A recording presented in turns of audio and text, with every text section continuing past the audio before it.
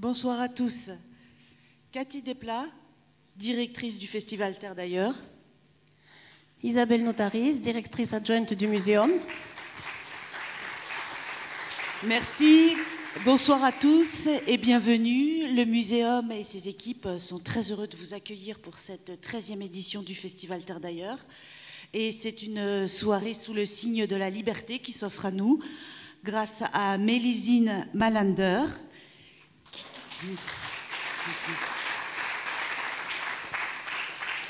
qui va partager avec nous un périple à moto et qui laisse une large place à la parole aux femmes. Et on en a encore besoin. Donc merci madame. Cathy, je te laisse la parole. Merci beaucoup. Alors avant de commencer et de parler un petit peu plus de Mélusine et de son film, je vais avoir une petite pensée pour les personnes qui sont agréablement installées dans leur canapé au coin du feu avec le chat sur les genoux, c'est-à-dire en ligne. Donc ces personnes-là, si vous voulez poser des questions à l'issue de la projection, il faut que vous vous inscriviez sur le site. Il suffit d'une adresse mail, vous posez la question et c'est la régie qui nous la fera passer. Voilà, donc ça c'était. Ensuite, bienvenue à tous et merci. Merci au Muséum d'accueillir le festival. Et on est tellement heureux de vous retrouver en vrai. Donc, Mélusine, tu es une motarde, une exploratrice. Tu as fait, alors attends, parce que quand même, tu as fait 5 voyages en solitaire, 150 000 km en moto, ce qui représente à peu près 2 ans et demi sur une moto. Ça va. Tu as fait des grands périples, 28 000 km de Jakarta à Paris, 25 de Santiago du Chili à Los Angeles, 28 de Paris au Kyrgyzstan. À moins de 25 000 km, toi, non. Non, d'accord. Donc là, tu vas nous présenter un film que tu as fait et tu es parti de Paris jusqu'à Vladivostok pour rencontrer des femmes et avoir leur vision de la liberté. Donc je te laisse quelques secondes avant de partir et à l'issue de la projection, on retrouvera Mélusine et vous pourrez lui poser toutes les questions que vous voulez. Oui, ce sera plus simple parce que c'est vrai que c'est un film un peu hybride, atypique, parce que nous avons essayé avec Christian Clot, qui est coréal avec moi, de raconter ce premier voyage vers Vladivostok où je suis partie un jour avec ma 125, jusqu'à maintenant où je vais, par Mons et par vous, poser une question toute simple qui est qu'est-ce que c'est la liberté et qu'est-ce que c'est un moment de liberté. Donc c'est un peu un petit bout de ma vie et un petit bout sur les routes avec moi et je vous invite plutôt à le regarder et à en discuter avec moi en suivant, avec grand plaisir. Voilà un tour du monde qui est bien sympathique. Quel est le pays qui t'a le plus marqué? Compliqué. C'est trop difficile. Peut-être s'asseoir si tu veux. Oui, je pense qu'il y a vraiment 2 pays, et je pense que vous l'avez dû certainement le sentir dans le film. Il y a la Mongolie, qui a été très forte pour moi, puisque c'est vraiment le pays où j'ai éprouvé ma liberté, et à tout point de vue, et je pense que l'Iran a été une énorme choc émotionnel aussi, la rencontre de ces gens qui vivaient là-bas et qui m'ont ouvert leurs portes et pour qui je suis extrêmement reconnaissante et je suis tombée tellement amoureuse de ce pays que je suis retournée plusieurs fois là-bas. Je pense que ce seraient mes 2 coups de cœur ou mes 2 pays qui m'ont marquée. Et tu as été partout bien accueillie, tu n'as jamais eu peur, tu n'as jamais été dans la crainte, dans la peur, oui. Alors j'ai été, je dirais, j'ai été plutôt bien accueillie partout. Et peur, j'ai toujours eu peur. Mais je ne vois pas la peur comme quelque chose de négatif, sauf quand elle empêche d'avancer. Et là, oui, c'est un problème, parce que être paniqué, être dans l'angoisse, et ça, je l'ai beaucoup vécu au début quand je suis partie, et ça a été, c'était oppressant. En fait, c'est très fatigant d'avoir peur. Et là, c'est trop pénible, et il faut pouvoir réussir à se décharger de cette peur. Mais ne plus avoir peur du tout, c'est pas une solution non plus, parce qu'on perd la vigilance, on perd le sens, et il faut s'écouter énormément et faire confiance à son instinct, absolument. Et donc ça, je garde quand même un petit peu de cette vigilance ou de peur. Ça dépend de ce qu'on lui met comme nom. Est-ce qu'il y a des questions dans la salle ou peut-être pour les personnes en ligne? Oui. Élise? Oui,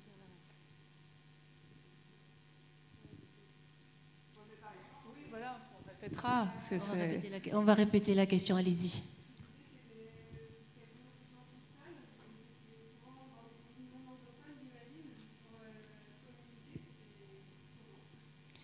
Alors la question, c'est comment est-ce que tu arrivais à communiquer quand tu étais dans un pays qui n'était pas anglophone? Et je suis souvent toute seule. Alors je suis souvent, là majoritairement, je suis seule. Mais il m'arrive quand même d'être accompagnée, je vais le noter, parce qu'il y a quand même Christian qui est là dans la salle et qui est venu me rejoindre à certaines reprises. Mais il ne sert pas d'interprète. Il est nul dans les langues. Ça fait, oui, espagnol, anglais, mais après, le birman, l'indonésien, non, il ne sert à rien. Donc, tu as encore des progrès à faire en birman, en indonésien, et voilà. On a compris. Donc j'ai quand même des petites fiches par pays, en tout cas pour dire l'essentiel du bonjour, merci, où il y a de l'essence. Allez, on a chacun ses centres d'intérêt.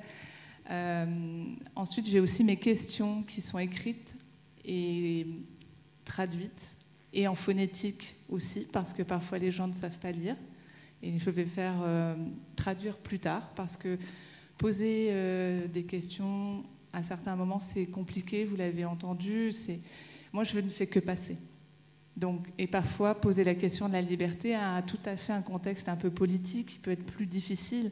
Moi, je ne fais que m'en aller. Donc je peux passer par ce biais-là.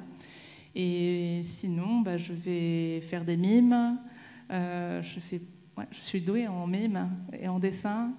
Et puis les gens, on trouve toujours quelqu'un qui va parler un petit bout d'anglais, un petit bout de russe, un petit bout de machin, d'espagnol. On se débrouille.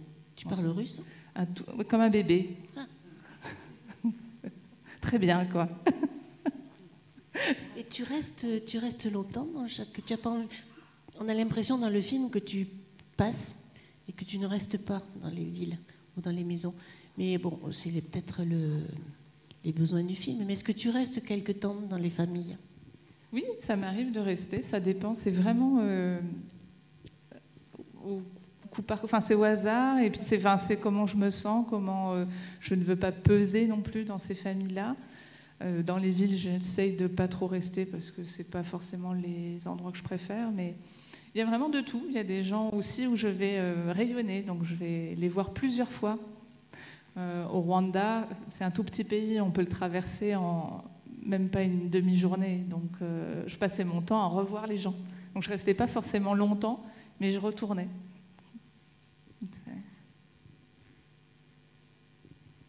Alors, il y a plusieurs questions.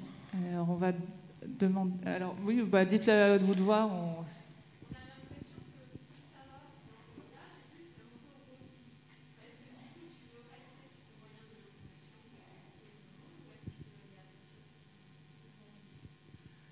Oui, c'est vrai. Alors, la question, on va répéter la question parce que les personnes qui sont en ligne ne l'ont pas entendue. Donc la question, c'est, on a l'impression que plus le temps passe, plus la moto grossit. Il va y avoir un problème d'ego là-dedans. Oui, la moto devient de plus en plus grande parce que j'emmène de plus en plus de choses pour filmer. J'ai toujours envie d'être capable de pouvoir emmener aussi quelqu'un avec moi. Et oui, elle paraît hégémonique, mais c'est bien réparti le poids. Maintenant, j'ai toujours envie de continuer à être en moto. C'est vraiment un moyen de locomotion que j'adore, avec lequel je suis bien. Maintenant, ma vie personnelle a un petit peu changé. Donc, peut-être ça va être le side, oui, et ça va être l'agrandissement logique pour garder la moto à tout prix. Et alors moi j'ai une question, parce que, bon, on a bien vu que même en plein désert, on n'est jamais seul. Mais si, par hasard, tu tombes et que tu sois vraiment seul, tu es capable de remettre la moto sur la route? Parce qu'elle a l'air énorme. Ah, ce sera plus facile avec le side.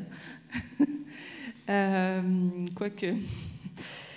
non, c'est pas évident. C'est-à-dire qu'il faut enlever tous les bagages. C'est une moto qui à sec pèse 210 kg pour la dernière, donc c'est quand même une belle bête. A priori, ce qui est compliqué en plus, c'est que c'est jamais là où on voudrait qu'elle tombe, toujours dans du sable ou dans de la boue. C'est vrai que j'ai toujours eu de l'aide. Dans mes moments de grande forme, je suis capable de le faire, mais c'est vraiment avec les appuis. Après, j'ai eu toujours de la chance au moment où c'était vraiment horrible pour avoir de l'aide. Mais bon. Mais j'ai un nouveau jouet qui va arriver, c'est un cliquet, qui va permettre de lever la moto. C'est mon cadeau de Noël.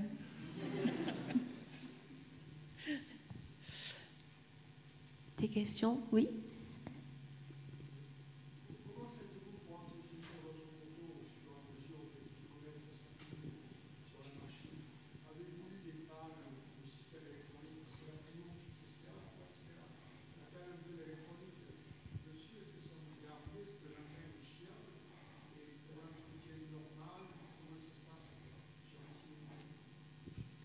Alors, je vais répéter la question. C'est comment est-ce que tu fais pour entretenir la moto au cours de ton voyage? Est-ce qu'elle est fiable? Est-ce qu'au niveau électronique, comment tu te débrouilles? Oui, la moto est fiable. Non, la moto est fiable. Maintenant, pour l'entretien et pour la mécanique, je fais appel aux garages locaux quand je peux. Sinon, il y a YouTube qui aide. Il y a énormément de gens qui font des tutos pour me faire de la mécanique. Et ça m'a bien aidé parce que j'ai dû changer l'embrayage de la Tiger en Afrique. Et aussi, il s'est trouvé que le radiateur s'est pris un caillou, donc il s'est fendu. Donc il a fallu aussi trouver une solution. Donc c'est pas moi qui l'ai ressoudé, mais il a fallu quand même démonter le radiateur et ensuite le remettre. Donc grâce à des gens qui ont du temps et qui adorent faire de la mécanique et se filmer, ça m'a beaucoup aidé parce que moi j'aime pas ça. Et donc je me suis débrouillée comme ça. Moi je n'ai pas un CAP mécanique, j'ai vraiment appris sur le tas, surtout lors du premier voyage. Et c'est grâce aux gens que j'apprends la mécanique. C'est comme ça que je l'apprends. Maintenant, les motos que j'ai sont neuves au départ à chaque fois que je pars, puisque c'est un partenaire. Et j'ai de la chance que le moteur tient la route. Et comme je les garde, je peux vous dire qu'elles tiennent le choc, puisque je roule toujours avec. Donc j'en suis contente. Tu en as combien à ce jour de motos? 5. Qui vont de 125 à... Ouais, j'ai à nouveau une 125. Elle a 800. Ouais, c'est... mais c'est mes copines. Non, mais je peux pas m'en séparer, c'est mes copines. Je crois que tu leur donnes des noms. Oui, elles ont toutes des noms. Il y a Tania, il y a Mustang, il y a Chérine, il y a Poupie.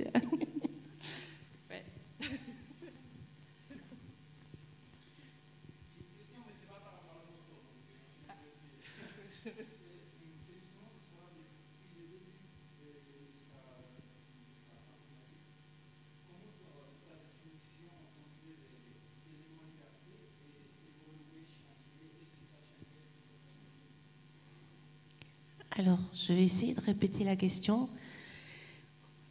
Au cours de ton voyage, est-ce que ton sentiment, toi, de liberté a évolué? C'est ça, hein? La définition de la liberté pour toi. Oui, il a changé. Il a changé, évidemment. Il continue de changer.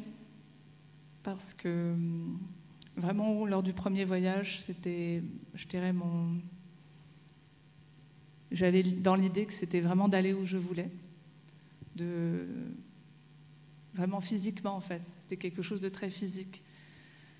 Ça a changé au fur et à mesure des rencontres parce que forcément, elles m'ont fait réfléchir, elles m'ont fait... Et surtout, ce qui est intéressant, c'est que entre le Rwanda, le Bangladesh, la Colombie, on retrouve des réponses qui sont très similaires et aussi des réponses qui sont très différentes. Donc ça, c'est quelque chose qui m'enchante, je dirais, parce que je crois que je dirais que la liberté, c'est une émotion. Je le vois comme une émotion que l'on vit et qu'on la ressent tous, même si on ne la nomme pas liberté. Et je pense que quand on est libre, c'est quand on arrive à être soi et qu'on n'a pas de peur. C'est pour l'instant, aujourd'hui. Dans un an, peut-être, enfin, ça change souvent, mais c'est pas facile, en fait, de dire une phrase.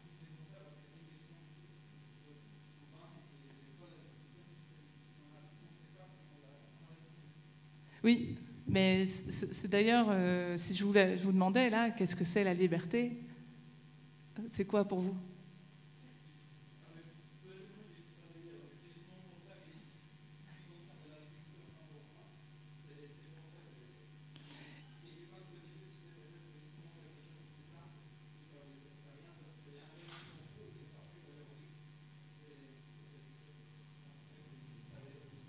Mais peut-être demain, dans votre salle de bain, vous allez avoir une bribe de réponse. Peut-être répéter. C'est parce que ça ne vient jamais tout de suite. C'est pour ça qu'il me faut du temps avec les gens aussi. Parce que souvent, c'est pas facile ce mot et cette notion. Surtout que chez nous, c'est quand même un mot qu'on connaît bien, qu'on connaît très très bien, mais que finalement, on a quand même du mal à définir. Et... c'est au ça que la moto m'aide énormément, parce que je peux dire, pour moi, la liberté, c'est rouler en moto. Donc ça donne un point d'accroche. Et forcément, quand je leur dis, pour moi, c'est de rouler en moto, et les gens me font « Ah ouais, moi, c'est pareil ». Bien sûr que c'est pareil, mais je leur donne du coup beaucoup plus de temps pour continuer à discuter, à réfléchir. Et à un moment donné, va y avoir, ça va tourner et dire ah, tiens oui en fait j'ai réfléchi mais la liberté c'est peut-être passer du temps avec ma famille et puis ça change là voilà, les choses peuvent changer du jour au lendemain ou suivant les circonstances mais c'est vrai que c'est une question passionnante.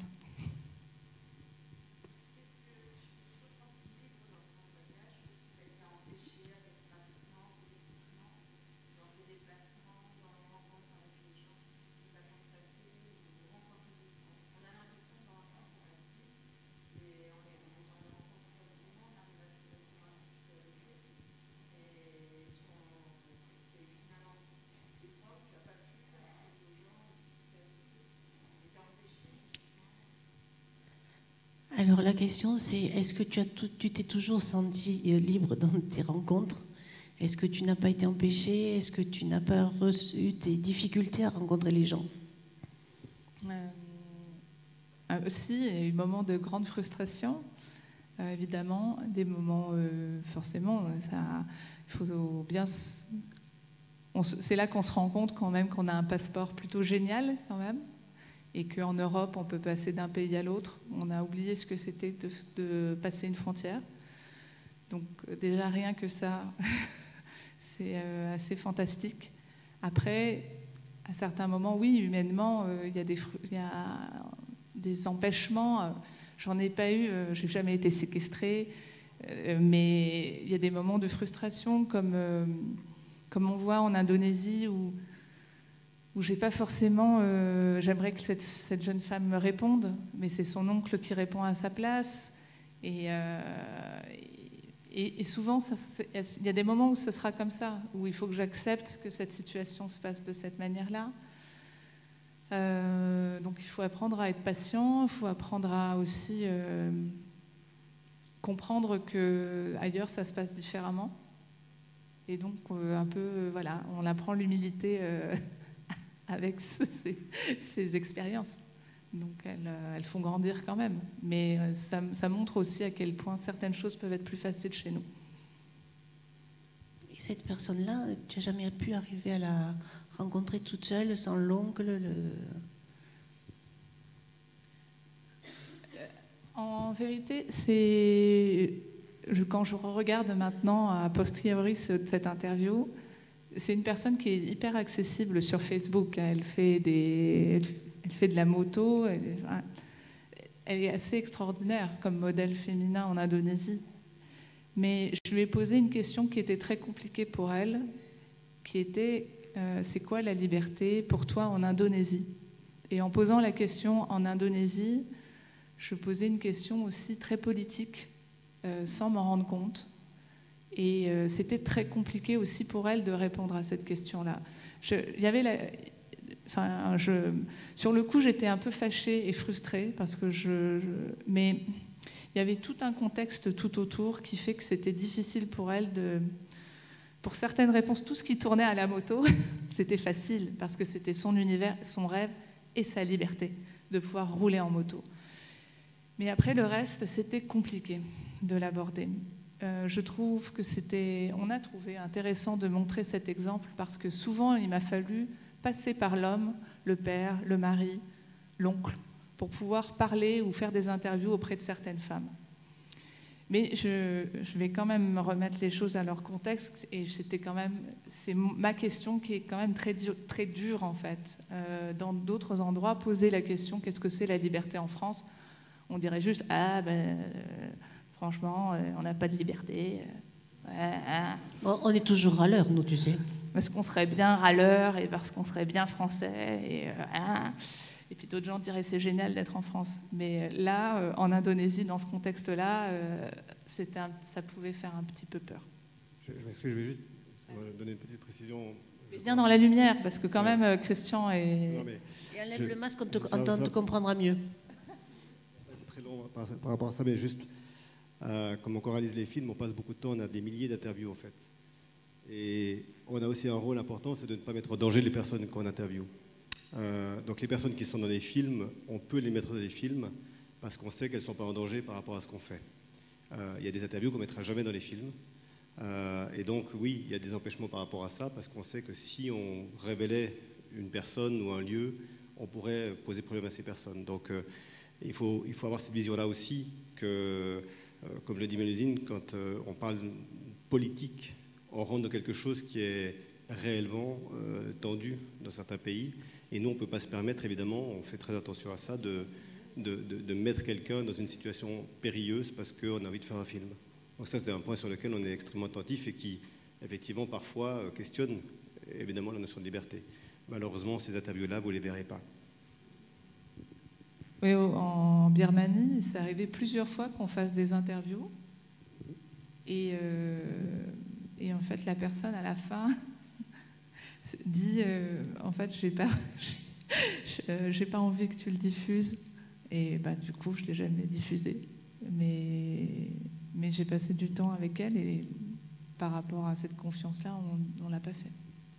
Il y a la question de diffuser, mais même de déclencher cette discussion, parce que parfois, vous êtes senti que ça peut mettre en danger les gens, et un malaise après pour eux, vous êtes des gens qui auraient vu ce que vous avez dit, je ne peux jamais forcer les gens à répondre. Et en fait, s'il y a un malaise, les gens vont juste dire oui, il y a de la liberté, ce qui est arrivé dans certains endroits, ce qui était typique de l'Éthiopie, par exemple. Le nombre de personnes qui vont dire ah oui, il n'y a pas de souci ici, le gouvernement est très sympa. En fait, dans cette non-réponse, ça veut dire quelque chose. Donc, toute réponse est bonne. Je n'avais pas répété la question. Je crois qu'il y a une question en ligne. Mélusine, si tu n'avais qu'un seul conseil à donner à une femme qui va s'embarquer dans un grand voyage au long cours sur la route de la soie, à moto et pour la première fois, ce serait quoi?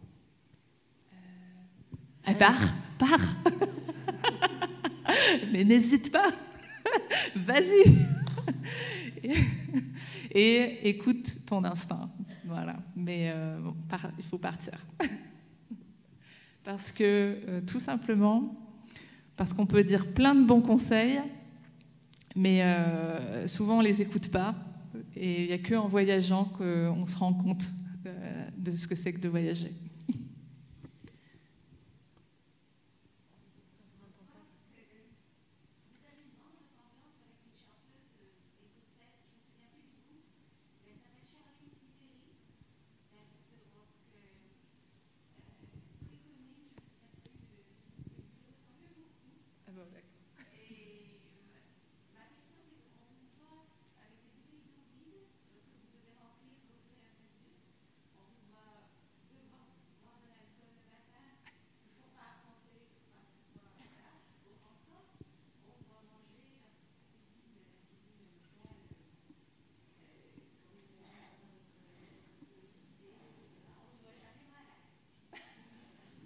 C'est pas dans le film.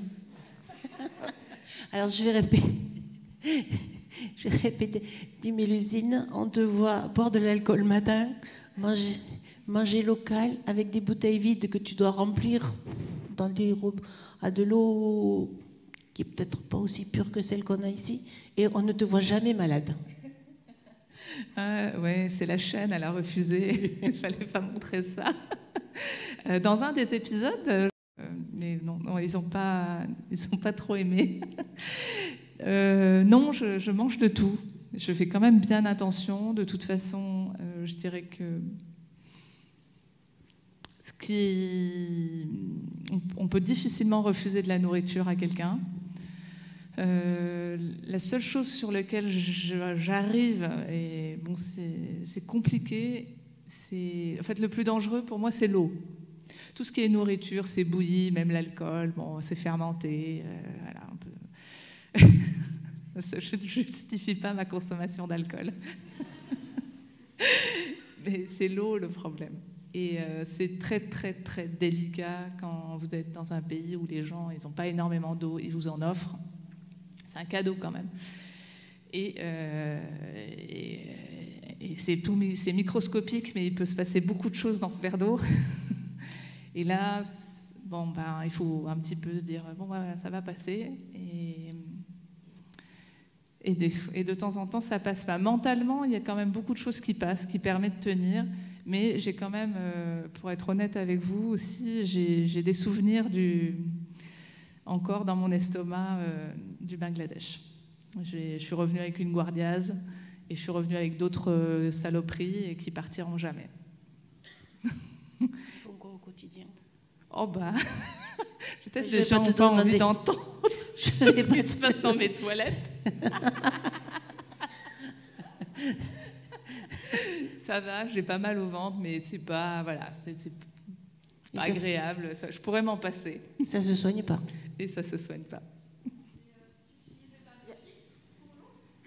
Ah ben si, alors, les filtres mais pas pour chez l'eau. les gens, parce que c'est aussi difficile de leur dire votre eau, elle est pas terrible et je m'en vais. Donc non.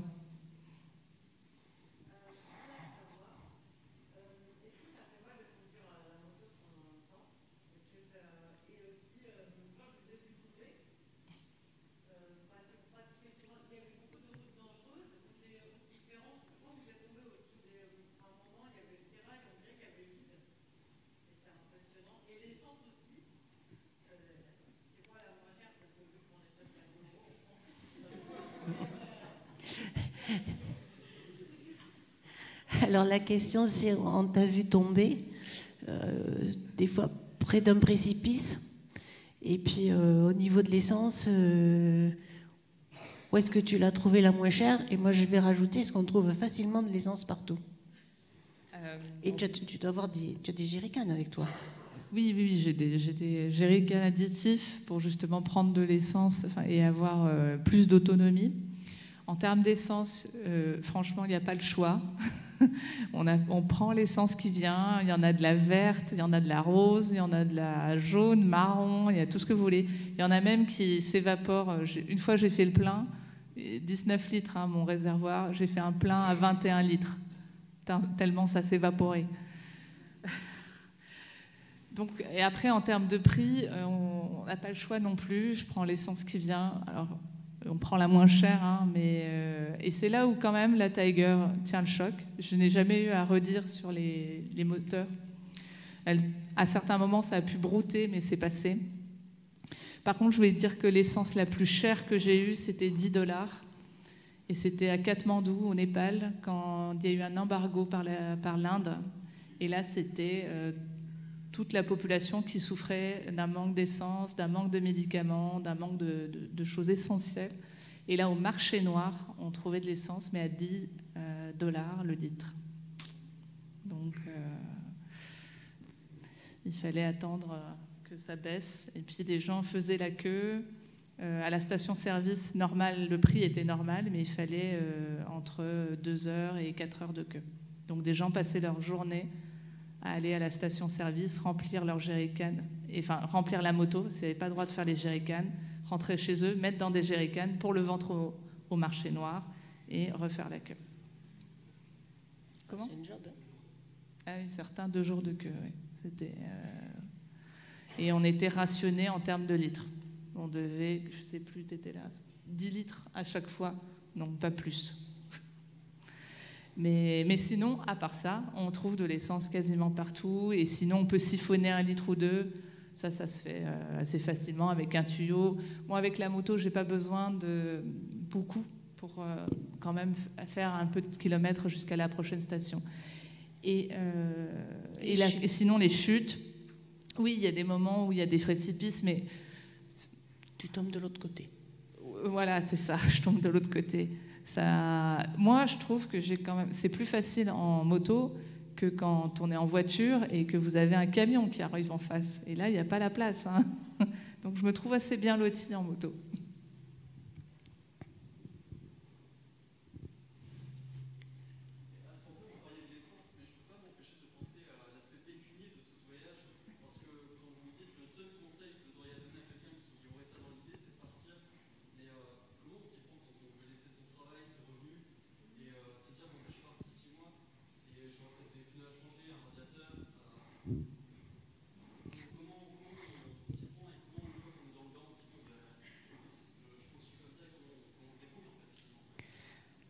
Alors la question, c'est comment on s'y prend quand on a envie de partir, côté financier, qu'on a un job, qu'il faut le laisser, il va falloir partir, changer les pneus, mettre de l'essence.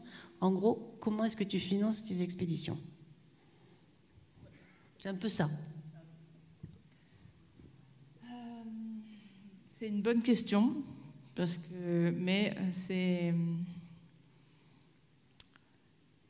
une question de priorité, en fait, aussi de comment on veut voyager. Et qu'est-ce qui est le plus important? Est-ce que le plus important, c'est de voyager, ou est-ce que le plus important...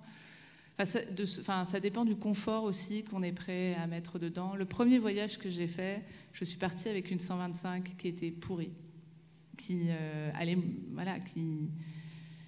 j'avais pas tellement d'argent, j'avais pas de partenaire. Je suis partie, j'avais des sacs poubelles pour aller dans mes bottes quand il pleuvait. Je suis partie avec ce que j'avais, mais vraiment, hein, littéralement. Et on a, à ce moment-là, pas sur ce voyage-là, mais ça m'est arrivé de sous-louer mon appart. Évidemment, j'ai arrêté de travailler, mais j'avais mis un petit peu de sous de côté, un tout petit peu, mais l'appartement a été sous-loué, donc du coup, il n'y avait pas de frais. Mais il y a des gens que j'ai rencontrés qui ont laissé leur appartement, pris un garde-meuble. En fait, il y a d'autres solutions. Comme il y a des personnes qui vont faire... c'est pour ça que j'étais aussi en tente. Ma tente, elle m'a coûté 39 €. Hein. Et je suis partie avec cette tente-là. Et je dormais sous les ponts, j'ai dormi n'importe où, je mangeais des pâtes chinoises. Alors le problème, maintenant que j'ai une moto qui triomphe, les radiateurs coûtent un peu plus cher. Et c'est là qu'intervient le partenaire. Et ça, c'est... En fait, ma difficulté financière vient maintenant avec la moto que j'ai. Mais quand on part avec une 125 qui est facile à démonter, qui est facile à réparer, on se débrouille, on trouve des gens pour qui, en fait, ça n'a pas trop d'importance que votre moto ait 110 000 km parce que leur moto à eux, on a fait 200 000. On va mettre du gaffeur, on va mettre un bout de chewing-gum, on va ressouder un truc et on part et on continue. Il faut savoir ce qu'on est prêt à mettre aussi de côté. Il y a des gens qui ont besoin d'avoir des écrans plats, d'avoir un iPhone 13, d'avoir des baskets bidules. Il y a aussi ce côté-là, c'est que moi j'ai fait des choix de vie. Je ne suis pas sortie, je ne fume pas, je ne bois pas, tout... Si, non mais les gens vont me croire. On a des preuves quand même. Hein. Mais il y a aussi un moment donné où tout mon argent était dédié à ça. Et après, on se débrouille, on peut trouver des solutions. Il y a des workaway où vous pouvez travailler, faire du bénévolat, vivre pendant 2 mois chez des gens qui vont vous loger, qui vont vous nourrir. Vous allez peut-être même apprendre une langue, apprendre quelque chose, continuer votre voyage. Il y a pas mal de solutions pour voyager à moindre frais. Tout dépend de ce qu'on est prêt à faire comme sacrifice ou choix de vie. Il y a des possibilités. Et si je n'avais pas pu prendre une moto, j'aurais pris un vélo ou je serais partie en stop. En fait, on peut partir et c'est souvent dans sa tête. Et on peut faire des tas de choses qui ne sont pas si chères que ça. Je ne sais pas si j'ai répondu. Du coup, vous allez partir ?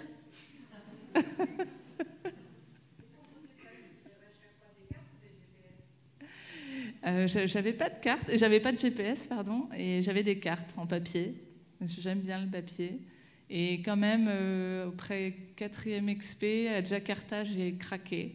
Et j'utilise le GPS du téléphone. J'ai acheté une SIM sur place et j'ai mis Google Maps. Et depuis, j'utilise quand même le GPS en ville. Parce que c'était pas possible d'être dans les bouchons à 40 degrés. C'est là que j'ai craqué. Voilà. C'est quand même utile, un GPS. ça rend service. Ah, puis il y a certains pays où ça doit être utile quand même, parce que vu les panneaux de signalisation, quand même, ça doit aider. Hein. Oui, ça a changé après ça. Voilà, mais je refuse d'en être esclave. C'est quand même moi qui décide le chemin que je dois prendre.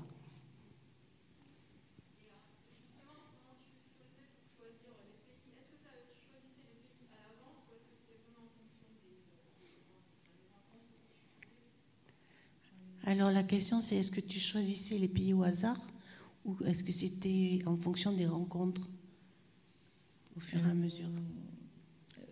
En fait, je dirais que ça se fait au fur et à mesure des rencontres que je fais dans ma vie, pas dans le voyage. Les choix de pays se font parce que je souhaite justement aller dans des pays qu'on connaît peu, ou en tout cas il se faisait comme ça, qu'on connaissait peu ici, dont on n'avait pas forcément une bonne image. Mais c'est les rencontres peut-être avec des voyageurs qui me font dire que tiens, ce pays a un intérêt. Et après, il y a ma propre curiosité, mes propres envies, parce qu'il faut aussi se faire plaisir. En partant, c'est quand même, faut avoir envie de partir et d'aller rencontrer ces gens-là. Mais ce sera plutôt il y a aussi ces rencontres avec des personnes, mais ça arrive justement dans des festivals comme ici. On va rencontrer d'autres voyageurs qui vont vous dire j'ai été au Rwanda par exemple ou en Iran et c'était bien, ça devrait te plaire, et ça se fait comme ça. Et après, oui, en chemin, on rencontre aussi d'autres voyageurs ou des gens qui vous disent ça peut t'intéresser. Voilà, ça se fait comme ça.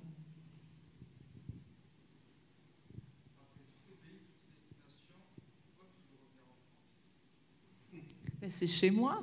Alors, la question c'est, après tous ces pays, toutes ces destinations, pourquoi est-ce que tu reviens en France? Je reviens en France parce que c'est en tout cas le pays dans lequel je suis toujours bien. Je ne pars pas parce que la France ne me plaît pas ou que ma famille m'agace, mais au contraire, en fait, je pars parce que j'ai une maison vers qui revenir. Et j'aime la France. Je n'ai pas encore trouvé de pays dans lequel j'aurais vraiment envie de m'installer toute ma vie. Momentanément, oui, mais pas toute ma vie. Non, c'est pas mal. Hein. Alors, je sais que ta vie a quand même bien changé, mais est-ce que tu as une expédition en vue? Un voyage prévu? Oui, il y a toujours des voyages prévus. Après, je suis encore dans le déni. Alors, non, mais justement, en fait, le projet serait certainement de revenir en France avec cette question et de la poser, parce que ça m'intéresse, après avoir posé la question dans beaucoup d'endroits très loin. Justement, maintenant, je me sens prête à discuter de cette question ici. Donc, je pense que ça va être... je vais poser quand même mes roues en France dans la prochaine expédition ou projet. On va peut-être prendre la dernière question, s'il y en a une.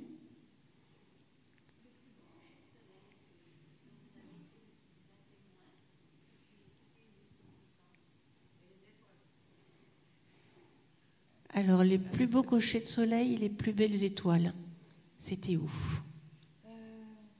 Est-ce que c'est deux endroits très différents?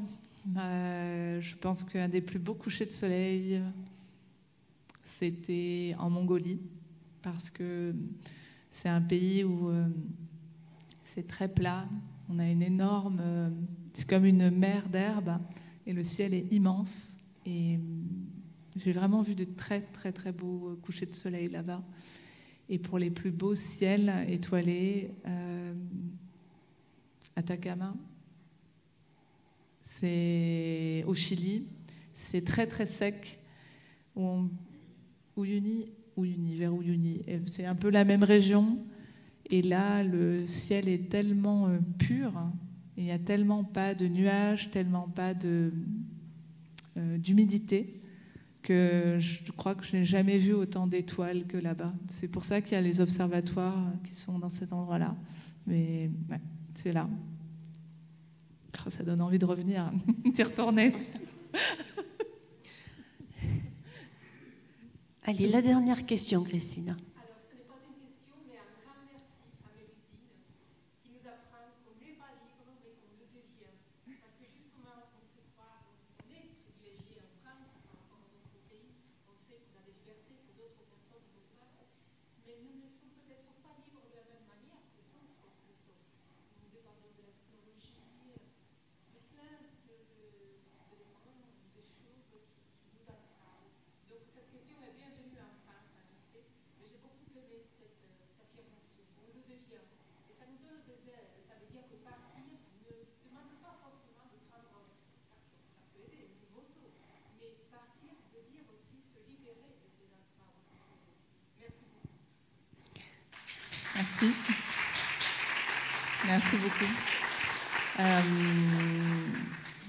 J'aimerais dire aussi, quand même, je vais ajouter, parce que Christian est là, que si j'ai pu partir faire ces expéditions, et ça revient à ma maison de France, c'est que j'étais bien soutenue, et même si j'étais seule sur le terrain, en fait, mentalement, émotionnellement, j'étais jamais seule, et j'ai été énormément aidée, aimée de manière inconditionnelle, avec énormément de confiance pour me laisser partir dans ces endroits-là. Et ça aussi, c'est quelque chose, on apprend à se libérer, mais il faut aussi apprendre donc à libérer l'autre et à l'aimer tel qu'il est. Et j'aimerais quand même qu'on le remercie aussi. Merci. Alors, moi, j'étais trop content. Elle partait quelques mois, c'était cool. L'affreux. Non, j'aimerais juste ajouter une chose, c'est que moi, je trouve que vous avez quelqu'un, évidemment, qui est extrêmement modeste, mais ce que fait Mélusine et cette capacité qu'elle a d'aller rencontrer les autres, à titre personnel, ça fait plus de 25 ans que je mène des expéditions, j'ai emmené beaucoup de gens sur le terrain, j'ai vu beaucoup de gens aller sur le terrain, j'ai jamais vu quelqu'un qui avait cette capacité à amener une personne à parler, à raconter son histoire. Et partir comme elle le fait, c'est quelque chose qui paraît simple, mais effectivement, si le premier voyage a été très simple, les autres, elle a construit cette volonté. Et je pense que c'est quand même quelque chose qu'il ne faut jamais oublier, c'est qu'il faut partir avec les moyens qu'on a, mais ensuite il faut transformer quelque chose. Et moi j'admire beaucoup Mélusine d'avoir su transformer ce qui a été d'abord une passion personnelle en quelque chose qui aujourd'hui, à mon sens, c'est majeur dans notre histoire, parce que donner la parole aux femmes, c'est encore quelque chose qui, dans 92 pays du monde, ne se fait pas. Donc merci beaucoup pour ça. Merci.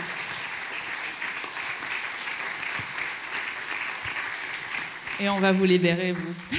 Voilà. Donc, écoute, après Christian, c'est compliqué quand même de passer. Donc, merci Mélusine pour ton témoignage et ton reportage. Merci Christian, parce que tu as quand même permis à Mélusine de traverser certains pays dans lesquels les femmes n'ont pas beaucoup de droits, et que grâce à toi, elle a pu quand même aller interroger ces personnes-là. Et merci. Voilà. Eh bien, on se remercie tous. Merci. Bonne soirée, merci.